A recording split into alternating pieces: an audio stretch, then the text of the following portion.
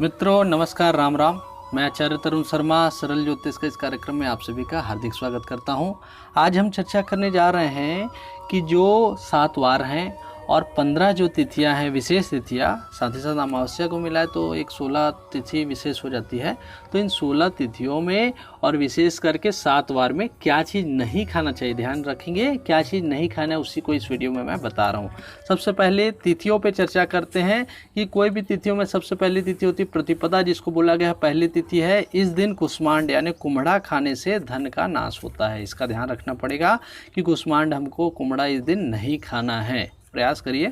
दूसरा, द्वितीया तिथि में शास्त्र के अनुसार बोला गया है कि छोटी बैंगन को खाने से बुद्धि का नाश होता है, इसलिए छोटी बैंगन इस दिन द्वितीया तिथि के दिन नहीं खाना चाहिए। वैसे भी शास्त्र में बोला गया है कि जब भी हम कोई पूजा करते हैं या कोई विशेष अनुष्ठान कर रहे हैं तब हमको बैंगन का या कुंदरू का सेवन नहीं करना चाहिए। विशेष परिस्थितियों में आप करें, लेकिन द्वितीय तिथि में नहीं कर सकते हैं। तीसरा है, तृतीया तिथि अगर आता है तो उस दिन परवल भूल करके भी नहीं खाए। फल इसका है शत्रुओं को बढ़ाता है, ये शत्रुओं को बढ़ाता है। तृतीय तिथि को परवल नहीं खाना चाहिए। चतुर्थी तिथि के दिन मूली खाने से धन नाश होती है। वात यानी गैस की समस्याएं बनती है, वात रोग में वृद्धि होती है। अब पंचमी तिथि की बात करता हूँ तो इस दिन बेल खाने से कलंक लगता है, बेल खाने से कलंक लगता है बोला गया है। छठवीं तिथि षष्ठी तिथि जिसको बोला गया है, इस दिन अगर नीम की पत्ती, फल भी बोला गया है, नीम का फल अगर कई लोग सेवन करते हैं औषधि के रूप में भी, तो इस दिन नहीं खाना चाहिए। दातुन भी इस दिन नहीं करना चाहिए, नीम का दातुन षष्ठी तिथि में वर्जित है। इसका फल है नीच योनियों की प्राप्ति होती है, इसलिए हमको ध्यान रखना है कि षष्ठी तिथि में हमको नीम की पत्ती, फल और दातुन का सेवन नहीं करना है। सप्तमी तिथि की बात करूं तो इस दिन ताड़ का फल यानी ताड़ वृक्ष का जो फल है उसको जो खाएंगे उनके शरीर का नाश होगा। वैसे बहुत सारे अगर आपके जीवन में कुछ चीज़ को हम नहीं खाते हैं तो हमको संभल करके रहना है। चलिए अब चर्चा करते हैं कि अष्टमी तिथि के दिन हमको क्या खाना है, क्या नहीं खाना है। अष्टमी तिथि के दिन नारियल नहीं खाना चाहिए। अगर नारियल खाते हैं तो बुद्धि का नाश होता है, इसलिए नारियल इस दिन नहीं खाना चाहिए। नवमी तिथि के दिन कई लोग नवमी पारण रखते हैं नवरात्रि के बाद, तो लौकी का सेवन कर लेते हैं, बहुत गलत माना गया है। नवमी के दिन लौकी का सेवन वर्जित है, इसका फल है रोग बढ़ता है। कोई लौकी का सेवन कर ले नवमी के दिन तो उसको बहुत नुकसान होता है। अष्टमी के दिन भी कई लोग नारियल फोड़ के तुरंत खा लेते हैं, कई लोग हवन करने के बाद, ये भी दोष माना गया है। नवरात्रि में 9 दिन से पूर्व कभी भी नारियल ना फोड़े, है ना।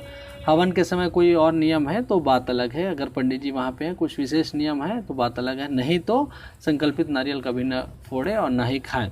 अब दसवीं तिथि के दिन कलम्बी को खाने से रोग में वृद्धि होती है।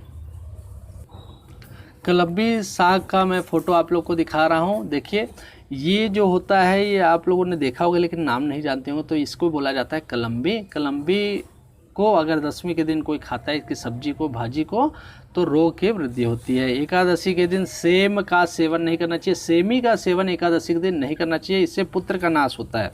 अब द्वादशी के दिन पोई भाजी, पोई सब्जी का सेवन भी करने से नुकसान होता है, इसमें भी पुत्र का नाश बताया। पुत्र का तात्पर्य यहाँ पे है पुत्र यानी संतान, कन्या हो चाहे कोई भी बालक हो, तो आपको ये ध्यान रखना है कि पुत्र से शास्त्रों में लिखा गया है, जैसे जातक बोला जाता है, जातक यानी कन्या जातक भी हो सकती है और बालक जो है लड़का उस रूप में भी हम मान सकते हैं, तो इसलिए जातक यानी वैसे ही पुत्र यानी दोनों को बोला गया शास्त्र में। अब यहाँ पे आगे बढ़ते हैं कि अगर त्रयोदशी तिथि हो तो बैंगन या भट्टा नहीं खाना चाहिए, पुत्र का इससे नाश होता है, इसको हमको ध्यान रखना है।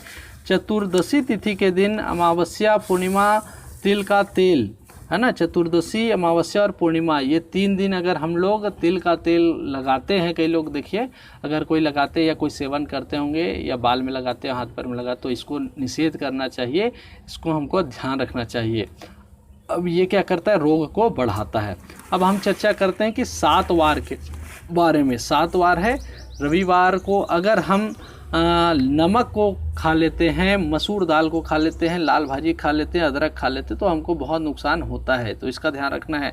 क्योंकि रविवार के दिन अगर नमक ना खा पाए तो विशेष ये ध्यान, मतलब नमक कई लोग नहीं छोड़ पाते हैं, तो उनको ये ध्यान रखना है कम से कम मात्रा में रहे या सफ़ेद नमक ना रहे। विशेष करके रविवार के दिन समुद्री नमक का सेवन नहीं करना चाहिए। अब यहाँ पे रविवार के बाद सोमवार की बात आई तो वैसे तो समुद्री नमक का सेवन कभी नहीं करना चाहिए, सफ़ेद नमक जिसको बोला गया है, क्योंकि उसमें जीवाश्म वगैरह जुड़े रहते हैं। लेकिन हम लोग अब उसको छोड़ नहीं पाते, वो हमारे शरीर की एक आदत बन गई है। तो हमको रॉक सॉल्ट यानी सेंधा नमक वगैरह और जो अन्य विशेष जो नमक आते हैं जो फलाहारी वगैरह में प्रयोग होते हैं उनको आप ले सकते हैं। अच्छा, यहाँ पे आगे मैं चर्चा करूँगा कि सोमवार के दिन अगर कोई शक्कर खा ले तो भी उसके शरीर में रोग बढ़ते हैं और उसको नुकसान होता है। मंगलवार के दिन घी के सेवन से व्यक्ति चिड़चिड़ापन ज़्यादा महसूस करता है, उसके जीवन में अमंगल होना प्रारंभ हो जाता है, मंगल का दोष बढ़ने लगता है। अब यहाँ पे देखिए, उसका दान जरूर कर सकते हैं, जो चीज़ें मैं लिखा हूँ इसका दान जरूर करें, लेकिन उसको ग्रहण ना करें। बुधवार के दिन हरी सब्जी या सलाद को खाने से नुकसान होता है। हरी सब्जी बुधवार को दान करें, जैसे गौ माता है या कोई जीव है उसको हरी चीज़ें साग पत्ते देना चाहिए, हमको नहीं खाना चाहिए, हमको हरी चीज़ों से बचनी चाहिए उस दिन सेवन में। अब गुरुवार के दिन केला और दूध के सेवन से भी बचना चाहिए, दूध और केला नहीं खाना चाहिए। वैसे भी एक साथ खाने से चर्म रोग बढ़ता ही है, लेकिन केला और दूध को अगर हम लोग अलग अलग भी खा रहे हैं तो हमको ये ध्यान रखना चाहिए कि केला जो है उसको गुरुवार के दिन और दूध को गुरुवार के दिन सेवन नहीं करना चाहिए।